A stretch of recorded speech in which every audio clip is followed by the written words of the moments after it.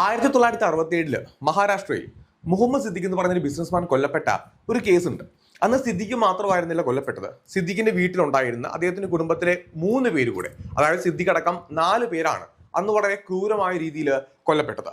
മഹാരാഷ്ട്രയിൽ ഏറ്റവും ആദ്യമായിട്ടാണ് ഒരു കുടുംബത്തിലെ എല്ലാവരും ഇത്രയും ക്രൂരമായ രീതിയിൽ കൊല്ലപ്പെടുന്ന ഒരു കേസ് രജിസ്റ്റർ ചെയ്യുന്നത്. ഈ 1967 കാലഘട്ടം എന്ന് പറയുമ്പോഴത്തേക്കും ഇന്നത്തെ പോലെ സാങ്കേതിക വിദ്യയോ ടെക്നോളജിയോ ഒന്നും തന്നെ അന്നില്ല. അതുകൊണ്ട് തെളിവ് ശേഖരിക്കാൻ തന്നെ പോലീസിന് ഒരുപാട് പ്രയാസമായിരുന്നു. മാത്രമല്ല, ഈ കേസിൽ തെളിവുകളോ സാക്ഷികളോ ഒന്നും തന്നെ ഉണ്ടായിരുന്നില്ല. ഈ കേസ് അന്വേഷിച്ച ഏറ്റവും ആദ്യത്തെ അന്വേഷണ ഉദ്യോഗസ്ഥൻ സ്വയം ഈ കേസിൽ നിന്ന് പിന്മാറുന്ന സാഹചര്യം പോലും അന്ന് ഉണ്ടായിട്ടുണ്ടായിരുന്നു. പിന്നീട് മറ്റൊരു പോലീസ് ഉദ്യോഗസ്ഥൻ വരികയും അദ്ദേഹം വളരെ ഒരു ചെറിയ തെളിവ്, ഒരു കുഞ്ഞു തെളിവിൽ നിന്ന്, അതായത് ഒരു ഷട്ടിൽ നിന്ന് ഈ കേസിന്റെ യഥാർത്ഥ പ്രതികളെ കണ്ടെത്തിയ ഒരു സംഭവം ഉണ്ടായി. ആ കേസ് അന്വേഷണത്തെ കുറിച്ചാണ് നമ്മൾ ഇന്ന് സംസാരിക്കുന്നത്. അതിനു മുന്നേ തന്നെ നിങ്ങൾ വീഡിയോ പൂർണ്ണമായിട്ട് കണ്ട് ഈ ഒരു കേസ് അന്വേഷണത്തെ കുറിച്ചുള്ള നിങ്ങളുടെ അഭിപ്രായം കമന്റ് ബോക്സിൽ ഒന്ന് കമന്റ് ചെയ്യുക. വീഡിയോ ഇഷ്ടപ്പെട്ട് കഴിഞ്ഞാൽ തീർച്ചയായിട്ടും വീഡിയോ ലൈക്ക് ചെയ്യുക. മറ്റുള്ള ആൾക്കാരിലേക്ക് ഈ വീഡിയോ ഒന്ന് ഷെയർ ചെയ്ത് കൊടുക്കുകയും ചെയ്യുക. ചാനൽ ഒന്ന് സബ്സ്ക്രൈബ് ചെയ്യുക. മഹാരാഷ്ട്രയിലെ ഗാംദേവിയിൽ താമസിക്കുന്ന വ്യക്തിയാണ് മുഹമ്മദ് സിദ്ദിഖ്. നേരത്തെ സൂചിപ്പിച്ച പോലെ അദ്ദേഹം സ്വന്തമായിട്ട് ബിസിനസ് ചെയ്യുന്ന വ്യക്തിയാണ്. ഇവർ പാരമ്പര്യമായിട്ട് ബിസിനസ് ചെയ്യുന്ന ആൾക്കാരാണ്. നല്ല സാമ്പത്തികമുണ്ട്. അദ്ദേഹത്തിന്റെ വീട്ടിൽ അദ്ദേഹത്തിന്റെ ഭാര്യയുണ്ട്. ഭാര്യയുടെ പേര് റോസൻ എന്നാണ്. അതുകൂടാതെ 4 വയസ്സ് പ്രായമുള്ള ഒരു ചെറുമകൻ ഇവർക്കുണ്ട്. ഇവരുടെ വീട്ടിലാണ് ഇപ്പോൾ താമസിക്കുന്നത്. ഇവരുടെ മക്കളൊക്കെ വിദേശത്താണ്. അപ്പോൾ ഇടയ്ക്ക് വീട്ടിലേക്ക് വരികയും ചെയ്യും. അപ്പോൾ ഈ ഒരു ചെറുമകൻ കുറച്ച് ദിവസത്തേക്ക് ആ വീട്ടിൽ നിൽക്കുകയാണ്. ഒരുപാട് സാമ്പത്തികമുള്ള ആൾക്കാരായതുകൊണ്ട് വേറെ പ്രശ്നങ്ങളൊന്നുമില്ല. ബിസിനസ് ചെയ്യുക, അല്ലെങ്കിൽ അടിച്ചു പൊളിച്ച് ജീവിതം ഇങ്ങനെ മുന്നോട്ട് പോവുക, ഇതൊക്കെയാണ് അവരുടെ ഒരു ലൈഫ് സ്റ്റൈൽ എന്ന് പറയുന്നത്. അപ്പോൾ ടെമ്പിൾ വ്യൂ ബിൽഡിംഗ്, ആ ഒരു സ്ഥലത്താണ് ഇവര് താമസിക്കുന്നത്. അങ്ങനെ ഇരിക്കെ 1967 ഒക്ടോബർ 24-ാം തീയതി ഒരു രാവിലെ ഒരു 6:30 സമയം ഇവരുടെ വീട്ടിലേക്ക് എല്ലാ ദിവസവും വരുന്ന ഒരു പാൽക്കാരനുണ്ട്. അയാൾ ഡെയിലി ആ വീട്ടിലേക്ക് വരികയും കോളിംഗ് ബെൽ അടിക്കും. അപ്പോൾ ഈ വീട്ടിലുള്ള ആരെങ്കിലും വന്നിട്ട്, മെയിൻലി എപ്പോഴും വേലക്കാരത്തി ആയിരിക്കും വന്ന് കഥകൾ തുറന്നു കൊടുക്കുക. അപ്പോൾ ആ ഒരു പാൽക്കുപ്പി ഇവരുടെ കയ്യിലേക്ക് ഏൽപ്പിച്ചിട്ട് അയാൾ പോവുകയും ചെയ്യും. അപ്പോൾ ബെല്ലടിച്ച് വീട്ടിലെ ആൾക്കാരെ പാൽക്കുപ്പി ഏൽപ്പിച്ചിട്ടാണ് അയാൾ പോവുക. ആ പാൽക്കാരന്റെ പേര് രാജേഷ് എന്നാണ്. അപ്പൊ രാജേഷ് പതിവ് പോലെ ആ ദിവസം വീട്ടിലേക്ക് വരികയാണ്. ആ ചുറ്റുവട്ടത്തുള്ള ഒട്ടുമിക്ക വീട്ടിലും രാജേഷ് തന്നെയാണ് പാല് കൊടുക്കാറുള്ളത്. പത്രക്കാരൻ വരും, പക്ഷെ പത്രക്കാരൻ പത്രം അങ്ങ് വെച്ചിട്ട് പോവുകയാണ് ചെയ്യുക. അപ്പൊ രാജേഷിനെയാണ് ഇവർ എല്ലാ ദിവസവും രാവിലെ കാണുന്നത്. പതിവുപോലെ രാജേഷ് ആ ഒരു ദിവസം അവിടേക്ക് വരികയാണ്. ഒക്ടോബർ 24-ാം തീയതി രാവിലെ കോളിംഗ് ബെൽ അടിക്കുകയാണ്. കുറെ നേരം കോളിംഗ് ബെൽ അടിച്ചു, പക്ഷെ ആരും തന്നെ പ്രതികരിച്ചില്ല. അപ്പൊ രാജേഷ് ഓർത്ത് എന്താണിത്? കാരണം എല്ലാ ദിവസവും അവര് വീട്ടിലുണ്ടാവേണ്ടതാണ്. ഇനിയിപ്പോ വീട്ടുകാര്, ഇപ്പോൾ സിദ്ദിഖോ അല്ലെങ്കിൽ വീട്ടുകാർ എവിടെയെങ്കിലും പോയാൽ തന്നെ തന്നോടത് സൂചിപ്പിച്ചു വെക്കും.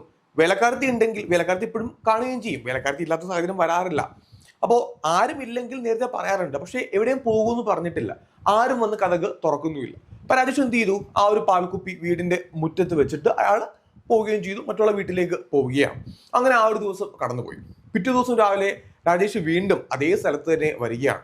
നോക്കിയപ്പോഴത്തേക്കും തലേ ദിവസം താൻ വെച്ച ഒക്ടോബർ 24-ാം തീയതി രാവിലെ വെച്ച ആ പാൽക്കുപ്പി അതേപോലെ അവിടെ ഇരിക്കുന്നുണ്ട്. ആരും എടുത്തിട്ടില്ല. അപ്പൊ അയാൾക്കൊരു ഡൗട്ട് തോന്നി. കാരണം ഈ വീട്ടിൽ ആരും ഇപ്പൊ ഇല്ല. അതുകൊണ്ടാണല്ലോ പാൽക്കുപ്പി എടുക്കാത്തത്. തന്നോട് എന്തെങ്കിലും ഒരു സൂചന നൽകേണ്ടതാണ്. അയാൾ വീണ്ടും ബെല്ലടിക്കുകയാണ്. പക്ഷെ ആരും തന്നെ പ്രതികരിക്കുന്നില്ല. അയൽവാസികളോട് ഈ കാര്യം ചോദിച്ചു. അയൽവാസികളുടെ വീട്ടിൽ പാൽ കൊടുക്കാൻ വേണ്ടി പോയപ്പോഴത്തേക്കും സിദ്ദിഖ് സാറിന്റെ വീട്ടിൽ ആരും ഇല്ലേ എന്ന് ചോദിക്കുകയാണ്. അപ്പൊ അവർ പറഞ്ഞു, ഞങ്ങൾക്കും അറിയില്ല, എവിടെയും പോകുന്ന കാര്യമൊന്നും ഞങ്ങളോടും പറഞ്ഞിട്ടില്ല. അപ്പൊ അന്ന് രാജേഷ് 2-ാം ദിവസത്തെ പാൽ അവിടെ വെച്ചില്ല. കാരണം തലേ ദിവസത്തെ പാൽ അവിടെ തന്നെ ഇരിക്കുന്നുണ്ട്. അന്ന് ഈ മൊബൈൽ ഫോണോ കാര്യങ്ങളൊന്നും ഇല്ലാത്തതുകൊണ്ട് വിളിച്ചു ചോദിക്കാനൊന്നും പറ്റില്ല. അയൽവാസികളുടെ കാര്യം പറഞ്ഞിട്ട് അയൽവാസിയുടെ വീട്ടിൽ ആ പാൽക്കുപ്പി ഏൽപ്പിച്ചിട്ട് രാജേഷ് അവിടുന്ന് പോവുകയാണ്. കുറച്ചു നേരം കഴിഞ്ഞപ്പോഴത്തേക്കും അവിടുത്തെ ഒരു സെക്യൂരിറ്റി ജീവനക്കാരനുണ്ട്. ആ സെക്യൂരിറ്റി ജീവനക്കാരനും വീടിന്റെ വാതിലൊക്കെ വന്നിങ്ങനെ നോക്കിയാണ്. അപ്പൊ സിദ്ദിഖ് സാറിനെ കാണുന്നില്ല എന്ന് അങ്ങോട്ടും ഇങ്ങോട്ടും ഒക്കെ സംസാരം ഉണ്ടാവുകയാണ്. അപ്പൊ ഈ വീട്ടിലേക്ക് ഇടയ്ക്ക് വരുന്ന ഒരു ഷെഫ് ഉണ്ട്. അപ്പോൾ ആ ഷെഫ് അവിടേക്ക് വരികയാണ്. അപ്പോൾ ഈ സെക്യൂരിറ്റി ജീവനക്കാരൻ ഷെഫിനോട് ചോദിച്ചു, സിദ്ദിഖ് സാറിന്റെ വീട്ടിലേക്ക് വന്നതല്ലേ? ആ വീടാണെന്നുണ്ടെങ്കിൽ 2 ദിവസമായിട്ട് അടഞ്ഞു കിടക്കുകയാണ്. രാജേഷ് ഇതുപോലെ പറഞ്ഞിട്ടുണ്ടായിരുന്നു പാൽക്കാരനായിട്ടുള്ള. അപ്പൊ എന്താണ് സംഭവം ചോദിക്കുകയാണ്. അപ്പൊ ഷെഫ് പറയുകയാണ്, ഒക്ടോബർ 23-ാം തീയതി എന്നോട് വീട്ടിലേക്ക് വരണമെന്ന് സിദ്ദിഖ് സാർ നേരത്തെ തന്നെ പറഞ്ഞിട്ടുണ്ടായിരുന്നു.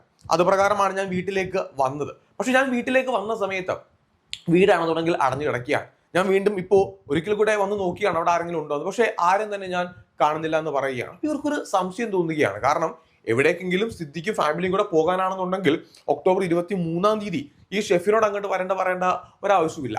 എന്തിനു ഷെഫിനോട് അങ്ങനെ പറഞ്ഞു? അവർ വീട്ടിൽ തന്നെ തീർച്ചയായിട്ടും ഉണ്ടാകേണ്ടതാണ്. അങ്ങനെ ഈ സെക്യൂരിറ്റി ജീവനക്കാരൻ, ഷെഫായിട്ടുള്ള ആള്, അയൽവാസിയായിട്ടുള്ള ആള്, 3 പേരും കൂടെ ഇങ്ങനെ ഇരുന്ന് സംസാരിച്ചു കൊണ്ടിരിക്കുകയാണ്. അപ്പൊ സിദ്ദിഖ് എവിടെ പോയി എന്നുള്ളതാണ് എല്ലാവരുടെയും ഒരു ഡൗട്ട്. അങ്ങനെ നിൽക്കുന്ന സമയത്ത് ഈ സിദ്ദിഖിന്റെ വീടിന്റെ പിൻവശത്തായിട്ട് ഒരു ജനൽ വഴി പുക ഇങ്ങനെ ചെറുതായിട്ട് പുറത്തേക്ക് പോകുന്നത് അവർ കാണുകയാണ്. വീട്ടിൽ ആരും ഇല്ലെന്ന് ഇവർക്ക് ഉറപ്പാണ്. പിന്നെ വീടിനകത്ത് നിന്ന് എങ്ങനെയാണ് ഈ പുക പുറത്തേക്ക് പോകുക? എന്തായാലും സംശയം ഉണ്ടാകുന്ന ഒരു കാര്യം. കാരണം വീടിനകത്ത് ആരും കയറാതെ, ഒന്ന് കുക്ക് ചെയ്യാതെ, അല്ലെങ്കിൽ ഒരു തീപിടുത്തം ഉണ്ടാകാതെ പുക എന്തായാലും പുറത്തേക്ക് പോകേണ്ട കാര്യമൊന്നുമില്ല. അതുകൊണ്ട് ഇവർ 3 പേരും കൂടെ അവിടെ പോയി നോക്കാനായിട്ട് തീരുമാനിക്കുകയാണ്. വീടിന്റെ അടുത്തേക്ക് ചെന്നു. വാതിലാണെന്നുണ്ടെങ്കിൽ പൂട്ടിയിട്ടിരിക്കുകയാണ്. അവർ കൊട്ടിയിട്ടൊന്നും കതക് തുറക്കുന്നില്ല. ഒരു കാര്യം അവർ തീരുമാനിക്കുകയാണ്, വീട്ടിനകത്ത് എന്തെങ്കിലും അപകടം സംഭവിച്ചിട്ടുണ്ടെങ്കിലോ ഈ പുക പുറത്തേക്ക് വരുമ്പോഴത്തേക്കും തീർച്ചയായിട്ടും അകത്ത് ഒരുപക്ഷെ ഒരു തീകത്തലോ ആൾക്കാർക്ക് എന്തെങ്കിലും ബുദ്ധിമുട്ടുണ്ടായിട്ടുണ്ടാവും. അതുകൊണ്ട് വീടിനകത്തേക്ക് എന്തായാലും പ്രവേശിക്കാമെന്ന് ഇവര് തീരുമാനിക്കുകയാണ്. അങ്ങനെ ഈ പാൽക്കാരനായിട്ടുള്ള രാജേഷിനെ കൂടെ രാജേഷ് അടുത്ത് തന്നെയാണ്, അയാളെയും കൂടെ വിളിച്ച് ചോദിക്കുകയൊക്കെയാണ്. അപ്പൊ അയാളും പറഞ്ഞു 2 ദിവസമായിട്ട് ഈ വീട്ടിൽ ആരും ഇല്ലെന്നൊക്കെ ഉറപ്പുവരുത്തുകയാണ്. അങ്ങനെ ഈ വീട് അവർ തുറക്കാനായിട്ട് തീരുമാനിച്ചു. മുൻവശത്തെ വാതില് അവര് ചവിട്ടി തുറന്ന് അകത്തേക്ക് പ്രവേശിക്കുകയാണ്. ഈ വാതിലകത്തേക്ക് ചവിട്ടി തുറന്ന് പ്രവേശിച്ച സമയത്ത് വല്ലാത്തൊരു സ്മെല്ല് വരികയാണ്. ഗ്യാസിന്റെ സ്മെല്ല് വരുന്നുണ്ട്. അതുകൂടാതെ എന്തോ കത്തിക്കരിഞ്ഞ സ്മെല്ല് വരുന്നുണ്ട്. എന്തോ ജീർണിച്ചൊരു സ്മെല്ല് വരുന്നുണ്ട്. അപ്പൊ ആകെ മൊത്തത്തിൽ ഈ മുഹമ്മദ് സിദ്ദിഖിന്റെ വീട്ടിൽ എന്തൊക്കെയോ ഒരു ദുരൂഹത ഇവർക്ക് ഇങ്ങനെ തോന്നുകയാണ്. പെട്ടെന്ന് ഈ ഗ്യാസിന്റെ സ്മെല്ല് വന്നപ്പോഴത്തേക്കും അവർ അടുക്കള വശത്തേക്ക് ചെന്നു. അപ്പൊ അടുക്കളയിൽ ഈ ഗ്യാസ് സിലിണ്ടർ ഉണ്ടല്ലോ, അതിങ്ങനെ ഓപ്പൺ ആക്കി വെച്ചിരിക്കുക. അപ്പൊ ഇവർ വളരെ പെട്ടെന്ന് അവിടെ ചെന്നിട്ട് അതിങ്ങനെ ലോക്ക് ചെയ്ത് അത് ഓഫാക്കി വെക്കുകയാണ്. ജനലും വാതിലും ഒക്കെ അടുക്കളയുടെ തുറന്ന് ഇടുകയും ചെയ്തു. ഈ അടുക്കളയുടെ ജനലും വാതിലും ഒക്കെ തുറന്നിട്ട സമയത്തെ അടുക്കളയിൽ ഈ പേപ്പർ, തുണി എല്ലാം കൂടി ഇങ്ങനെ കത്തിച്ചിരിക്കുക. ഇങ്ങനെ കത്തി കിടക്കുന്നവർക്ക് കാണാൻ സാധിക്കുന്നുണ്ട്. അത് കത്തി ഇങ്ങനെ അതിൻ്റെ ഒരു പുകയാണ് പുറത്തേക്ക് വരുന്നത്. അപ്പൊ ഇവര് എന്തോ ആ വീട്ടിൽ സംഭവിച്ചിട്ടുണ്ടെന്ന് ഇവർക്ക് 3 പേർക്ക് ഉറപ്പായി. വീട്ടുകാരാരെയാണെന്നുണ്ടെങ്കിലും കാണുന്നില്ല. വീണ്ടും ആ സ്മെല്ല് വരുന്നുണ്ട്, ഗ്യാസിന്റെ സ്മെല്ലല്ലാണ്ട്. അപ്പൊ ഇവര് ഓരോ ബെഡ്റൂമിൽ പോയി നോക്കാനായിട്ട് തീരുമാനിക്കുകയാണ്. ബെഡ്റൂം ഇങ്ങനെ അടഞ്ഞു കിടക്കുകയാണ്. ഓരോ ബെഡ്റൂമായിട്ട് തുറന്നു നോക്കി. ഒരു ബെഡ്റൂമിൽ ഇവർ കണ്ട കാഴ്ച എന്ന് പറയുന്നത് ആ വീട്ടിലുള്ള 4 പേര് ഒരു മുറിയിൽ മരിച്ചു കിടക്കുന്നതാണ്. അത് കണ്ടപ്പോഴത്തേക്ക് ഇവര് ഞെട്ടിപ്പോയി. മുഹമ്മദ് സിദ്ദിഖ്, അദ്ദേഹത്തിന്റെ ഭാര്യയായിട്ടുള്ള റോസൻ, 4 വയസ്സുള്ള ആ ഒരു പേരക്കുട്ടി, വീട്ടിലെ വേലക്കാരി, 4 പേരും അവിടെ മരിച്ചു കിടക്കുന്നു. മരിച്ചു കിടക്കുന്നത് മാത്രമല്ല, അവരുടെ ശരീരത്തിൽ ഒരുപാട് മുറിപ്പാടുണ്ട്, രക്തം പോയിട്ടുണ്ട്. മാത്രമല്ല 4 പേരുടെയും ശരീരം ഇങ്ങനെ കൂട്ടിയിട്ടിട്ട് ആ ശരീരത്തിന് മുകളിലേക്ക് കുറെ തുണിയും പേപ്പറും ഒക്കെ ഇട്ടിട്ട് ഇങ്ങനെ കത്തിച്ചിരിക്കുകയാണ്. ഈ ശരീരം ഏതാണ്ട് പാതി കത്തിയ അവസ്ഥയിലാണ് അവിടെ കാണപ്പെട്ടത്. ഇവര് പേടിച്ച് നാട്ടുകാരുടെ ഈ വിവരം പറയുകയാണ്. പോലീസിനെ വിളിച്ച് ഈ കാര്യങ്ങൾ അറിയിക്കുകയും ചെയ്തു. അങ്ങനെ പോലീസ് സംഭവ സ്ഥലത്തേക്ക് എത്തിയിട്ട് അന്വേഷണം ആരംഭിക്കുകയാണ്. ആദ്യ കാഴ്ച തന്നെ ഇതൊരു കൊലപാതകമാണെന്ന് എല്ലാവർക്കും വ്യക്തമാണ്. അങ്ങനെ ശരീരം പരിശോധിച്ചു. 4 പേരുടെയും ശരീരം പരിശോധിച്ചു. തുടക്ക സമയത്തിൽ ഈ വീട്ടിലേക്ക് കയറിയ ആൾക്കാർ പെട്ടുപോയി. കാരണം അവർക്ക് ഈ കേസിൽ എന്തെങ്കിലും പങ്കുണ്ടാകും എന്നായിരിക്കുമല്ലോ നാട്ടുകാരും പോലീസും ഒക്കെ ചിന്തിക്കുക. ആ സെക്യൂരിറ്റി ജീവനക്കാരനായിക്കോട്ടെ, അയൽവാസിയായിട്ടുള്ള വ്യക്തി ആയിക്കോട്ടെ, ഷെഫ് ആയിക്കോട്ടെ, 4 പേരെ പോലീസ് കസ്റ്റഡിയിൽ എടുക്കുകയും ചെയ്തു. ആ 4 പേരും പ്രത്യേകിച്ച് ഒന്നും ചെയ്തിരുന്നില്ല. അവരെ ചോദ്യം ചെയ്യുകയാണ്. അവരെ ചോദ്യം ചെയ്ത സമയത്ത് അവർ അവരുടെ കാര്യങ്ങളെല്ലാം പറയുകയാണ്. അവർക്ക് ഈ കേസിൽ പങ്കില്ലെന്ന് പിന്നീട് പോലീസിന് മനസ്സിലായി. പക്ഷേ ആദ്യ സമയത്ത് അവര് പെട്ടുപോയൊരു അവസ്ഥ തന്നെയായിരുന്നു. ശരീരം വളരെ വിശദമായിട്ട് പരിശോധിച്ചു. നേരത്തെ പറഞ്ഞ പോലെ ഒരുപാട് മുറിപ്പാടുണ്ട്. ശരീരം ഏതാണ്ട് പാതി വെന്ത അവസ്ഥയിലായിരുന്നു. ഈ തുണിയെല്ലാം കൂടെ കൂട്ടിയിട്ട് കത്തിച്ചിട്ട് അങ്ങനെ ശരീരം മറ്റ് പോസ്റ്റ്മോർട്ടത്തിനായിട്ടൊക്കെ അയക്കുക. തുടർന്ന് ആ വീട് മുഴുവൻ പോലീസ് പരിശോധിച്ചു. ഒരു മോഷ്ടാവ് ആ വീട്ടിൽ കയറിയിട്ടുണ്ടെന്ന് പോലീസിന് ഡെഡ് ബോഡീസ് കണ്ട സമയത്ത് തന്നെ മനസ്സിലായിട്ടുണ്ടായിരുന്നു. കാരണം ഈ മുഹമ്മദ് സിദ്ദിഖിന്റെ ഭാര്യയായിട്ടുള്ള റോസൻ ഉണ്ടല്ലോ, അവരുടെ കാതൊക്കെ ഇങ്ങനെ, ഈ കമ്മലുണ്ടല്ലോ, കമ്മലൊക്കെ ഇങ്ങനെ വലിച്ചു പൊട്ടിച്ചെടുത്ത അവസ്ഥയായിരുന്നു. കാതൊക്കെ കീറി രക്തം വന്നിട്ടുണ്ട്.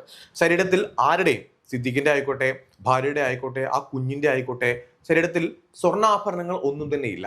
വിലപിടിപ്പുള്ള വാച്ച് എല്ലാം തന്നെ മോഷണം പോയിട്ടുണ്ട്. അപ്പൊ ഒരു മോഷ്ടാവ് ആ വീട്ടിൽ കയറിയിട്ടുണ്ടെന്ന് പോലീസിന് ഉറപ്പായി. അലമാരയും ലോക്കറും എല്ലാം കുത്തി തുറന്നിട്ടുണ്ട്.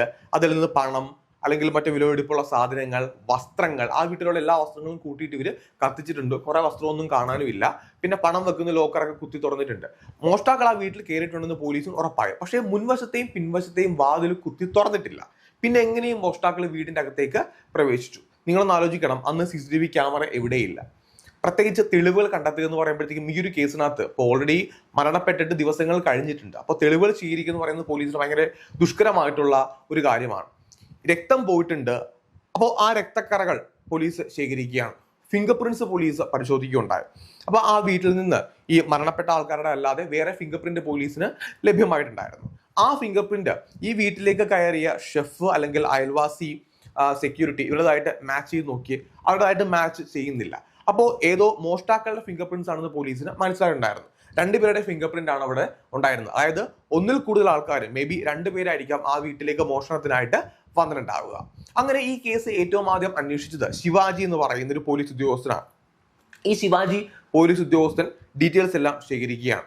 പക്ഷേ പോലീസിന് ഭയങ്കരമായിട്ട് തുടക്കത്തിൽ തന്നെ ഈ കേസിൽ പ്രഷർ ഉണ്ടായിരുന്നു. റേഡിയോയിലും പത്രത്തിലേക്ക് ഇത് വലിയ വാർത്തയായി. പ്രത്യേകിച്ച് ഒരുപാട് സാമ്പത്തികമുള്ള ഒരു ബിസിനസ്മാൻ ആണ് ഈ രീതിയിൽ കൊല്ലപ്പെട്ടത്. അതുകൊണ്ട് ജനങ്ങൾ പോലീസിനെതിരായിട്ട് തിരിഞ്ഞു പെട്ടെന്ന്. വേറെ കൊണ്ടല്ല, അവർ പറഞ്ഞൊരു കാര്യമുണ്ടായിരുന്നു. ഇത്രയും സാമ്പത്തികമുള്ള ഒരു വ്യക്തി ഇത്രയും ക്രൂരമായ രീതിയിൽ ആ വീട്ടിൽ കൊല്ലപ്പെട്ടിട്ടുണ്ടെങ്കിൽ സാധാരണക്കാരായിട്ടുള്ള ഞങ്ങളുടെ അവസ്ഥ നാളെ എന്തായിരിക്കും? ഞങ്ങളുടെ വീട്ടിലേക്കും ഇതേപോലെ മോഷ്ടാക്കൾ കടന്നു വരും, ഞങ്ങളെ കൊലപ്പെടുത്തും, ഞങ്ങളുടെ പണവും സാമ്പത്തികവും എല്ലാം അവർ കൊണ്ടുപോകും. അതുകൊണ്ട് എത്രയും പെട്ടെന്ന് പ്രതികളെ പിടിക്കണമെന്ന് ജനങ്ങൾ ആവശ്യപ്പെടുകയാണ്. അവരതുകൊണ്ട് തെരുവിലേക്ക് ഇറങ്ങുകയും ചെയ്തു. ഈ ശിവാജി എന്ന് പറയുന്ന പോലീസ് ഉദ്യോഗസ്ഥന് കൂടുതൽ തെളിവുകൾ ഒന്നും തന്നെ ശേഖരിക്കാനായിട്ട് സാധിച്ചിരുന്നില്ല. തെളിവുകൾ ആ വീട്ടിലില്ല. സംശയമുള്ള പല ആൾക്കാരെ ചോദ്യം ചെയ്തു. ആ പത്രക്കാരനായിക്കോട്ടെ, അവിടെ വരുന്ന രാജേഷ് എന്ന് പറയുന്ന ആ പാൽക്കാരനായിക്കോട്ടെ, വീട്ടിലേക്ക് കയറിയ 3 ആൾക്കാരായിക്കോട്ടെ, ബന്ധുക്കളായിക്കോട്ടെ, അയൽവാസികളായിക്കോട്ടെ, എല്ലാവരെയും ചോദ്യം ചെയ്തു. സംശയം തോന്നിയ കുറെ ആൾക്കാരുടെ തെളിവെടുപ്പ്, അവരുടെ വീട്ടിലേക്ക് തെളിവെടുപ്പ് നടത്തി. പക്ഷേ പ്രതികളിലേക്ക് എത്താനായിട്ട് ആ പോലീസുകാരന് സാധിച്ചില്ല.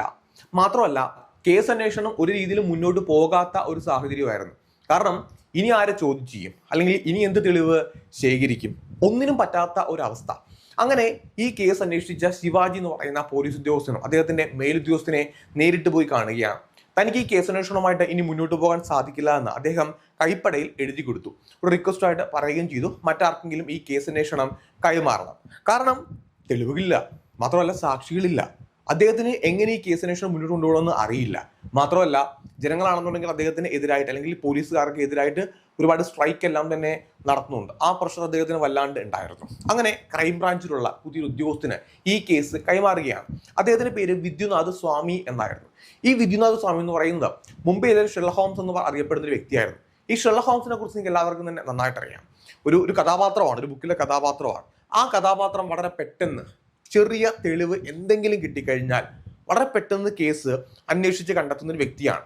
ഈ വിദ്യുനാഥ് സ്വാമി എന്ന് പറഞ്ഞ വ്യക്തിയും അതേ രീതിയിൽ തന്നെയായിരുന്നു മുംബൈയിലെ ഷെർലക് ഹോംസ്. അതായത് ഒരു കേസുമായിട്ട് ബന്ധപ്പെട്ട് അദ്ദേഹത്തിന് എന്തെങ്കിലും ചെറിയ ഒരു തെളിവ് കിട്ടിക്കഴിഞ്ഞാൽ യഥാർത്ഥ പ്രതികളെ വളരെ പെട്ടെന്ന് തന്നെ അദ്ദേഹം കണ്ടെത്തും. ഒരു ഉദാഹരണം പറയാം. മുംബൈയിൽ ഒരു ബാങ്ക് റോബറി കേസ് ഉണ്ടായി. ഒരു ബാങ്കിലേക്ക് ഒരാൾ അതിക്രമിച്ചു കയറുകയും ആ ബാങ്കിലെ പണം തട്ടിക്കൊണ്ടുപോയൊരു കേസായിരുന്നു. പക്ഷെ ആരാണ് ആ പണം തട്ടിക്കൊണ്ടുപോയെന്ന് ആർക്കും തന്നെ അറിയില്ലായിരുന്നു. ഈ വിദ്യുനാഥ് സ്വാമി ആ ഒരു ബാങ്കിലേക്ക് എത്തി, ബാങ്ക് ജീവനക്കാരുടെ മൊഴി രേഖപ്പെടുത്തി. അദ്ദേഹം പിന്നീട് സ്ട്രീറ്റിലേക്ക് ഇറങ്ങി. അവിടെ ഉണ്ടായിരുന്ന കുട്ടികൾ, കടക്കാര്, ബെഗേഴ്സ്, ഇവരുടെ എല്ലാവരുടെയും മൊഴി രേഖപ്പെടുത്തി.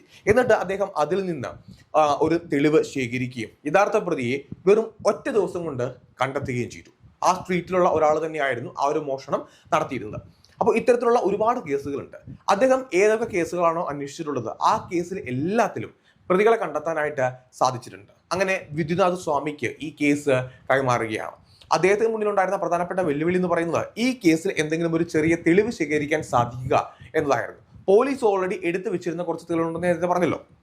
അതായത് ഫിംഗർ പ്രിന്റ് ഉണ്ട്. പക്ഷെ ഫിംഗർ പ്രിന്റ് എന്ന് പറയുമ്പോഴത്തേക്കും ആ വീട്ടിൽ അതിക്രമിച്ചു കയറിയ 3 ആൾക്കാർ, അതിക്രമിച്ചു കയറിയ ഇൻ ദി സെൻസ് മോഷ്ടാക്കൾ എന്നല്ല ഞാൻ ഉദ്ദേശിക്കുന്നത്, വീട് തുറന്ന് ഈ ഡെഡ് ബോഡി കണ്ടെത്തിയ ആ 3 ആൾക്കാരുണ്ടല്ലോ, അവരുടെ ഫിംഗർ പ്രിന്റ് അല്ല, അയൽവാസികളുടെ ഫിംഗർ പ്രിന്റ് അല്ല, ബന്ധുക്കളുടെ ഫിംഗർ പ്രിന്റ് അല്ല. ഇതൊക്കെ പോലീസിന് കൃത്യമായിട്ട് അറിയാമായിരുന്നു. അപ്പൊ അത് മാത്രമാണ് പോലീസിന് ഏക തെളിവായിട്ട് ഉള്ളത്.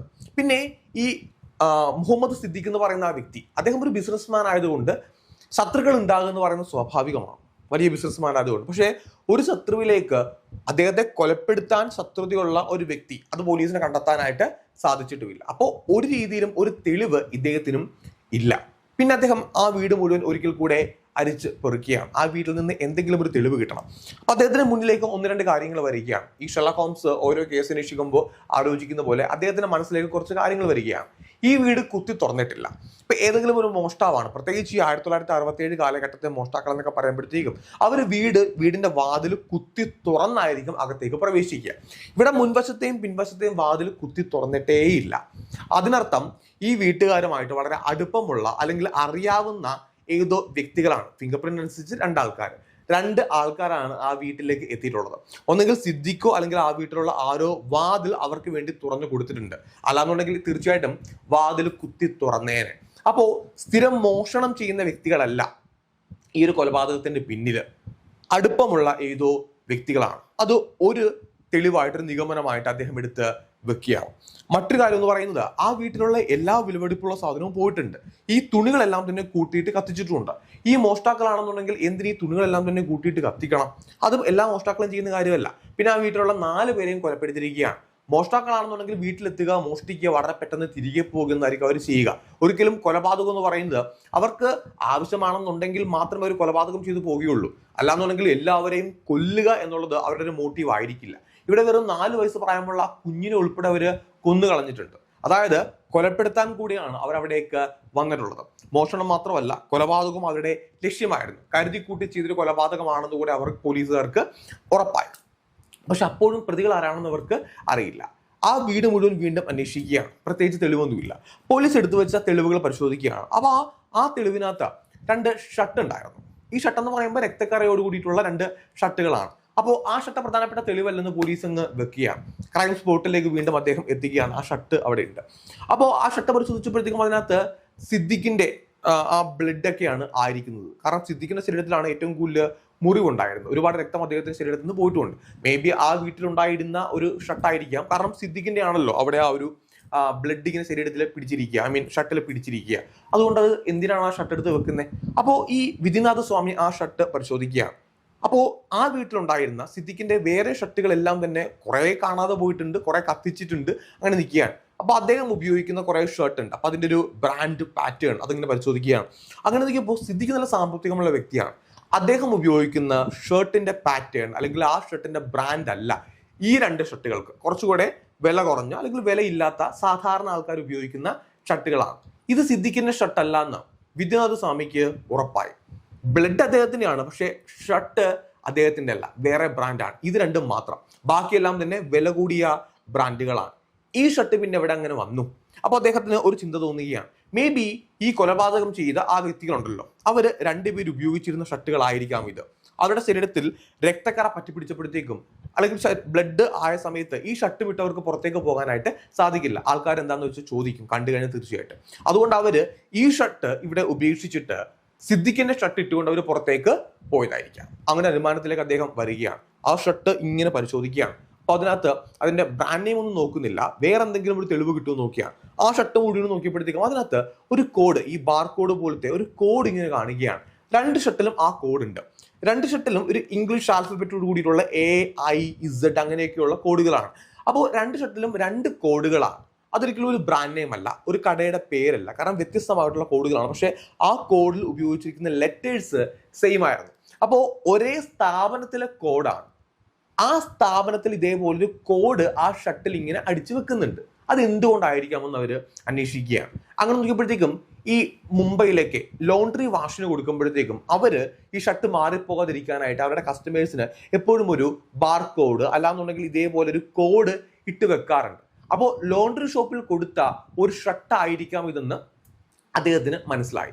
മുംബൈയിൽ ഒരുപാട് ലോണ്ടറി ഷോപ്പ് ഉണ്ട്. ഓരോ ലോണ്ടറി ഷോപ്പിലും പോയിട്ട് അന്വേഷിക്കുകയാണ് ഇതേപോലത്തെ ഒരു ബാർ കോഡ് അല്ലെങ്കിൽ ഈ ഒരു കോഡ് നിങ്ങളുടേതാണോ എന്നുള്ളത്. അപ്പോൾ ആ ഷർട്ടിൽ ഒരു കോഡ് മാത്രമാണ് പോലീസിന് തെളിവായിട്ട് ലഭിച്ചിരിക്കുക. അങ്ങനെ ഏകദേശം 20ഓളം ലോണ്ടറി ഷോപ്പിൽ തെളിവെടുപ്പ് നടത്തി.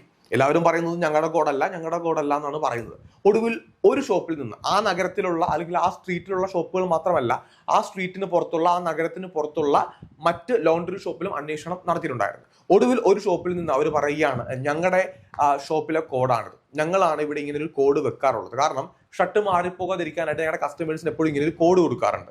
ഈ കോഡ് ഞങ്ങളുടെ രജിസ്റ്ററിൽ രേഖപ്പെടുത്തുകയും അതിന്റെ യഥാർത്ഥ ഉടമസ്ഥന്റെ പേര് ഞങ്ങൾ അവിടെ എഴുതി വെക്കുകയും ചെയ്യും. അപ്പോൾ 2 ഷർട്ടിന്റെ കോഡ് പോലീസിന് ഓൾറെഡി ഉണ്ടല്ലോ, ആ ഷർട്ടും കൈമാറ്റം ചെയ്യുകയാണ്, പോലീസാണെന്നൊക്കെ പറയുകയാണ്. അങ്ങനെ ആ കടക്കാര് അതിന്റെ ഡീറ്റെയിൽസ് തപ്പിയെടുക്കുകയാണ് രജിസ്റ്ററിൽ നിന്ന്.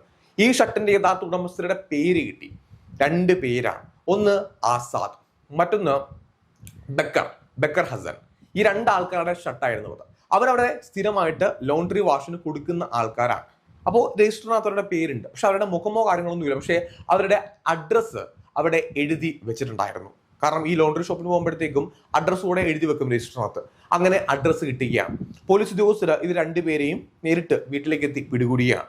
ഇവരെ പോലീസ് അറസ്റ്റ് ചെയ്യുന്ന സമയത്ത് ഇവരുടെ വീട്ടിലെ വില കൂടിയ വാച്ച്, സ്വർണ്ണാഭരണം, പണം, വസ്ത്രങ്ങൾ എല്ലാം തന്നെ ഉണ്ടായിരുന്നു. ഇത് എവിടെ നിന്ന് വന്നു എന്ന് പോലീസിന് പ്രത്യേകിച്ച് ചോദിക്കേണ്ട ആവശ്യമൊന്നുമില്ല. കൃത്യമായിട്ട് പോലീസുകാർക്ക് മനസ്സിലായി ഇവർ 2 പേര് സിദ്ദിഖിന്റെ വീട്ടിൽ നിന്ന് മോഷ്ടിച്ചെടുത്ത സാധനങ്ങൾ ആയിരുന്നു അത്. അങ്ങനെ പോലീസ് രണ്ടുപേരെയും സ്റ്റേഷനിലേക്ക് എത്തിച്ച് വിശദമായിട്ട് ചോദ്യം ചെയ്യുകയാണ്. ഒടുവിൽ ഒരു കുറ്റസമ്മതം നടത്തുകയാണ്. തങ്ങൾ തന്നെയാണ് ഈ കൊലപാതകം ചെയ്തത്. അപ്പോൾ ഇവരെ നേരത്തെ തന്നെ പോലീസിന്റെ ഒരു ലിസ്റ്റ് നടത്തിയവരുടെ പേരൊന്നുമില്ല. പക്ഷേ നാട്ടുകാര് ഈ ബക്കർ ഹസന്റെ പേര് പറഞ്ഞിട്ടുണ്ടായിരുന്നു, ബന്ധുക്കളും പറഞ്ഞിട്ടുണ്ടായിരുന്നു. പറഞ്ഞ കാര്യം വേറൊന്നുമല്ല, ഈ ബക്കർ ഹസൻ കുറച്ച് ദിവസങ്ങൾ മാത്രം മുഹമ്മദ് സിദ്ദീഖിന്റെ വീട്ടില് ജോലിക്ക് വന്നതാണ്, ഡ്രൈവറായിട്ട് ജോലിക്ക് വന്നതാണ്. പക്ഷെ അയാളുടെ ആ ഒരു ജോലി രീതി അല്ലെങ്കിൽ വണ്ടി ഓടിക്കുന്നതായിക്കോട്ടെ, പെരുമാറ്റം ആയിക്കോട്ടെ, അത് ഭയങ്കര മോശമായിരുന്നു. അതുകൊണ്ട് വളരെ പെട്ടെന്ന് അയാളെ പിരിച്ചുവിട്ടു. ഇത്രയും ഡീറ്റെയിൽസ് മാത്രമേ ആൾക്കാർക്ക് അറിയുള്ളൂ, ബാക്കിയൊന്നും അറിയില്ല. അങ്ങനെ ഇവരെ ചോദ്യം ചെയ്യുകയാണ്. ഇവരെ ചോദിച്ച സമയത്ത് ഇവർ ബാക്കി കഥ പറയുകയാണ്. പ്രത്യേകിച്ച് ബക്കർ ഹസനാണ് കൂടുതൽ ഡീറ്റെയിൽസ് പോലീസിനോട് പറഞ്ഞത്. കാരണം അയാളാണ് മെയിനായിട്ട് ഈ ഒരു ക്രൈം ചെയ്ത വ്യക്തി. അപ്പോൾ അയാൾ പറഞ്ഞു, ഞാൻ വെറും 10 ദിവസം മാത്രമാണ് സിദ്ദീഖിന്റെ വീട്ടിൽ ജോലി ചെയ്തിരുന്നത്. 10 ദിവസം കഴിഞ്ഞപ്പോഴത്തേക്കും എന്റെ ആറ്റിറ്റ്യൂഡ്, പെരുമാറ്റമൊക്കെ മോശമാണെന്ന് പറഞ്ഞുകൊണ്ട് എന്നെ ജോലിയിൽ നിന്ന് പിരിച്ചുവിട്ടു. ഈ പിരിച്ചുവിട്ട സമയത്ത് 10 ദിവസത്തെ ശമ്പളം സിദ്ദീഖ് കൊടുത്തിട്ടുണ്ടായിരുന്നു. പക്ഷെ ഇയാൾ 1 മാസം ശമ്പളം വേണമെന്ന് പറയുകയാണ്. ജോലി ചെയ്ത് 10 ദിവസമാണ്. സിദ്ദീഖ് പറഞ്ഞു, 1 മാസം ശമ്പളം തരാൻ പറ്റില്ല, നീ ജോലി ചെയ്ത 10 ദിവസം ശമ്പളം നിനക്ക് ഞാൻ തന്നിട്ടുണ്ട്. അങ്ങനെ പറഞ്ഞുകൊണ്ട് ഇയാൾ പറഞ്ഞു വിടുകയാണ്. ഇയാൾ അതിനുശേഷം 2 തവണ കൂടെ സിദ്ദീഖിന്റെ വീട്ടിലേക്ക് ചെന്നു, പണം ആവശ്യപ്പെട്ടു. പക്ഷെ സിദ്ദീഖ് കൊടുത്തില്ല. അപ്പോൾ ഈ ബക്കർ ഹസൻ എന്ന് പറയുന്ന ആൾക്കൊരു ക്രിമിനൽ ആറ്റിറ്റ്യൂഡ് ഉണ്ടായിരുന്നു. അയാൾ ചിന്തിക്കുകയാണ്, ഈ സിദ്ദീഖിന്റെ വീട്ടിൽ ഒരുപാട് സാമ്പത്തികം ഉണ്ട്, അയാൾ വലിയ ഒരു ബിസിനസ്മാനാണ്. അപ്പോൾ അയാളുടെ വീട്ടിൽ ഒരു മോഷണം നടത്തി കഴിഞ്ഞാൽ തീർച്ചയായിട്ടും ആ പണവും സാമ്പത്തികവും എല്ലാം തന്നെ തനിക്ക് സ്വന്തമാക്കാം. അങ്ങനെ ഇയാളുടെ ഒരു സുഹൃത്തും ബന്ധുവായിട്ടുള്ള ആസാദിനോട് ഈ കാര്യം പറയുകയാണ്. അങ്ങനെ ആസാദിനെ കൺവിൻസ് ചെയ്തു ആ വീട്ടിൽ പോയിട്ട് മോഷണം ചെയ്യാനായിട്ട്. പക്ഷേ സിദ്ദീഖ് കരുതി കൂട്ടിയ ഒരു പ്ലാൻ ഉണ്ടായിരുന്നു, ഇയാളെ കൊലപ്പെടുത്തുക, സിദ്ദീഖിനെ കൊലപ്പെടുത്തുക. ആ ഒരു ആറ്റിറ്റ്യൂഡിലാണ് ആ വീട്ടിലേക്ക് വന്നത്. ഇയാളുടെ കയ്യിൽ ആയുധങ്ങൾ എല്ലാം തന്നെ ഉണ്ടായിരുന്നു. അങ്ങനെ ഒക്ടോബർ 23-ാം തീയതി വൈകുന്നേരം സമയത്ത് വീട്ടിലേക്ക് വരികയാണ്. അപ്പോൾ സിദ്ദീഖിനെ കണ്ടു. സിദ്ദീഖ് ഇയാളെ പരിചയമുള്ളതാണല്ലോ, അതുകൊണ്ട് വാതിൽ തുറന്നു. അപ്പോൾ അകത്തേക്ക് പ്രവേശനത്തിന് സംസാരിച്ചുട്ടൻ ചോദിക്കുകയാണ്. വീടിൻ്റെ അകത്തേക്ക് വന്നു. ഏറ്റവും ആദ്യം ആൾ കുറച്ച് മാപ്പ് പറയുകയാണ്, തന്റെ ജോലിക്ക് തിരിച്ചെടുക്കണം എന്നൊക്കെ പറഞ്ഞുകൊണ്ട് മാപ്പ് പറയുകയാണ്, ബാക്കി ശമ്പളം തരണം എന്നൊക്കെ പറയുകയാണ്. സിദ്ദീഖ് അതിന് സമ്മതിച്ചില്ല. വളരെ പെട്ടെന്ന് സിദ്ദീഖിനെ ആക്രമിക്കാൻ തുടങ്ങിയാണ്. സിദ്ദീഖിന്റെ ഭാര്യയും കൊച്ചുമകനും ആ വേലക്കാരിയൊക്കെ ആ വീട്ടിലേക്ക് വന്നു. ആസാദ് അവരെയൊക്കെ പിടിച്ചു വെച്ചു, വായൊക്കെ പൊത്തിപ്പിടിക്കുകയാണ്. ഇയാൾ കയ്യിലുണ്ടായിരുന്ന കത്തി ഉപയോഗിച്ച് സിദ്ദീഖിനെ കുത്തുകയാണ്. സിദ്ദീഖ് തിരിച്ചും ആക്രമിക്കാൻ, രക്ഷപ്പെടാനൊക്കെ ശ്രമിച്ചു. പക്ഷേ പറ്റിയില്ല. കാരണം ഇയാൾ ഓൾറെഡി ഈ മാരക ആയുധമായിട്ടാണ് ആ വീട്ടിലേക്ക് വന്നത്. അങ്ങനെ സിദ്ദീഖിനെ കൊലപ്പെടുത്തി, സിദ്ദീഖിന്റെ ഭാര്യയെ കൊലപ്പെടുത്തി, ആ കുഞ്ഞിനെ കൊലപ്പെടുത്തി, വേലക്കാരിയെ കൊലപ്പെടുത്തി. എല്ലാവരും കൊലപ്പെടുത്തിയിട്ട് ആ വീട്ടിലുണ്ടായിരുന്ന സ്വർണ്ണാഭരണങ്ങളും പണവും വിലപിടിപ്പുള്ള സാധനങ്ങളും വാച്ചും എല്ലാം തന്നെ ഇവര് മോഷ്ടിച്ചെടുക്കുകയാണ്. അപ്പൊ ആസാദ് ചോദിച്ചിരുന്നു, ഈ കൊലപാതകം നീ എന്തിനു ചെയ്തു എന്നുള്ളത്. അപ്പൊ അയാൾ പറഞ്ഞു, നമ്മളിപ്പോൾ ഇവരെ കൊന്നില്ല എന്നുണ്ടെങ്കിൽ നാളെ ഇവര് പോയിട്ട് നമുക്കെതിരായിട്ട് കേസ് കൊടുക്കും, അപ്പൊ നമ്മൾ അകത്താകും. അതുകൊണ്ടാണ് ഈ കൊലപാതകം ചെയ്തത് എന്നുള്ളതാണ്. അങ്ങനെ ഗ്യാസ് സിലിണ്ടർ ഓണാക്കിയിട്ടു. കാരണം ആ വീട് പൊട്ടിത്തെറിക്കുക, തെളിവെല്ലാം നശിപ്പിക്കുക എന്നായിരുന്നു അവരുടെ പ്ലാൻ എന്ന് പറയുന്നത്. മാത്രമല്ല ഈ ശരീരങ്ങളെല്ലാം തന്നെ ഒരു വീട്ടിലേക്ക്, ഒരു മുറിയിലേക്ക് എടുത്തു വെച്ചിട്ട് തിരിച്ചറിയാതിരിക്കാൻ വേണ്ടിയിട്ട്, ശരീരം തിരിച്ചറിയാതിരിക്കാൻ വേണ്ടിയിട്ട് വസ്ത്രങ്ങളും പേപ്പറും ഒക്കെ എടുത്തിട്ട് കത്തിക്കുകയും ചെയ്തു. ഗ്യാസ് സിലിണ്ടർ ഓണാക്കി വെച്ച് ആ മുറി പൂട്ടി, വീടിന്റെ മെയിൻ ഡോറും പൂട്ടിയിട്ട് ഇവര് ആ താക്കോല് നശിപ്പിച്ചു കളയും, വീടിന്റെ പുറത്തേക്ക് പോവുകയും ചെയ്തു. അതിനു മുന്നേ തന്നെ ഇവരുടെ ശരീരത്തിൽ ബ്ലഡായി. ഈ കൊലപാതകങ്ങൾ ചെയ്ത സമയത്ത് ഒത്തിരി ബ്ലഡ് ശരീരത്തിലേക്ക് തെറിച്ച് വീണിട്ടുണ്ടായിരുന്നു. അപ്പോൾ പുറത്തിറങ്ങുമ്പോഴത്തേക്കും ആരെങ്കിലും ഇവരെ കണ്ടു കഴിഞ്ഞാൽ ഈ ബ്ലഡ് എല്ലാം കാണുമ്പോഴത്തേക്കും അത് ഡൗട്ട് ആവുന്ന ഇവർക്ക് ഉറപ്പുണ്ടായിരുന്നു. അതുകൊണ്ട് സിദ്ദീഖിന്റെ വസ്ത്രം ധരിച്ച്, ഇവരുടെ വസ്ത്രം അവിടെ ഉപേക്ഷിച്ചിട്ട് ഇവർ പോവുകയായിരുന്നു. ഇവരുടെ രണ്ടുപേരുടെയും വസ്ത്രം അവിടെ ഉപേക്ഷിച്ചതാണ് ഈ കേസിലെ പ്രധാനപ്പെട്ട തെളിവായിട്ട് പിന്നീട് മാറിയത്. കാരണം ആ ലോണ്ടറി ഷോപ്പിലെ ബാർകോഡ് അതിനകത്ത് ഉണ്ടായിരുന്നു. ആ ഒരു കോഡ് വെച്ച് യഥാർത്ഥ പ്രതികളെ പോലീസ് പിടികൂടുകയും ചെയ്തു. ഇവിടെ ഈ സ്വാമി എന്ന് പറയുന്ന ആ ഒരു പോലീസ് ഉദ്യോഗസ്ഥൻ, അയാളുടെ കഴിവാണ് ഈ കേസിലെ യഥാർത്ഥ പ്രതികളെ പിടികൂടാൻ സാധിച്ചത്. വളരെ ബുദ്ധിപരമായിട്ട് അദ്ദേഹം ഒരു ചെറിയ തെളിവിൽ നിന്ന് യഥാർത്ഥ പ്രതികളെ പിടികൂടി. ഇവിടെ സിദ്ദീഖ് എന്ന് പറഞ്ഞ വ്യക്തി, അദ്ദേഹത്തിന്റെ കുടുംബം യാതൊരു തെറ്റും ചെയ്തിട്ടില്ല. പിന്നീട് ഈ കേസിലെ ഈ 2 പ്രതികൾ 1968 ഈ 2 പ്രതികൾക്ക് നവംബർ മാസത്തിൽ ഈ 2 പ്രതികൾക്ക് തൂക്കുകയറ് ശിക്ഷയായിട്ട് കോടതി കൊടുക്കുകയും ചെയ്തു. അവരിന്ന് ജീവിച്ചിരിപ്പില്ല. 2 പേരെയും കോടതി അന്ന് തന്നെ തൂക്കിലേറ്റിട്ടുണ്ടായിരുന്നു. അവർക്ക് അർഹതപ്പെട്ട ഒരു ശിക്ഷ തന്നെയായിരുന്നു അത്. കാരണം ഇത്രയും ക്രൂരമായ രീതിയിൽ ഒരു കുടുംബത്തിലെ എല്ലാവരെയും കൊലപ്പെടുത്തുക എന്ന് പറയുമ്പോഴത്തേക്കും അവർക്ക് ആ ശിക്ഷ തന്നെ കിട്ടേണ്ടതാണ്. ഈ കേസിൽ ഈ അന്വേഷണ ഉദ്യോഗസ്ഥൻ വന്നില്ലായിരുന്നെങ്കിൽ തീർച്ചയായിട്ടും യഥാർത്ഥ പ്രതികളെ ഒരുപക്ഷെ പിടികൂടാൻ പോലും സാധിക്കില്ലായിരുന്നു. എപ്പോഴും ഒരു ചെറിയ തെളിവ് ബാക്കിയുണ്ടാവും. പക്ഷെ ആ തെളിവ് കൃത്യമായിട്ട് കോർത്തിണക്കി പ്രതികളെ പിടിക്കണമെന്നുണ്ടെങ്കിൽ അന്വേഷണ ഉദ്യോഗസ്ഥർക്ക് അത്രയും കഴിവും ബുദ്ധിയും ഉണ്ടാകണം. അത് ഈ കേസിൽ കൃത്യമായിട്ട് അദ്ദേഹത്തിന് കാണിക്കാൻ സാധിക്കുകയും ചെയ്തു. മറ്റൊരു കേസ് അന്വേഷണമായിട്ട് വീണ്ടും കാണാം. This is me, Sijo John, see you.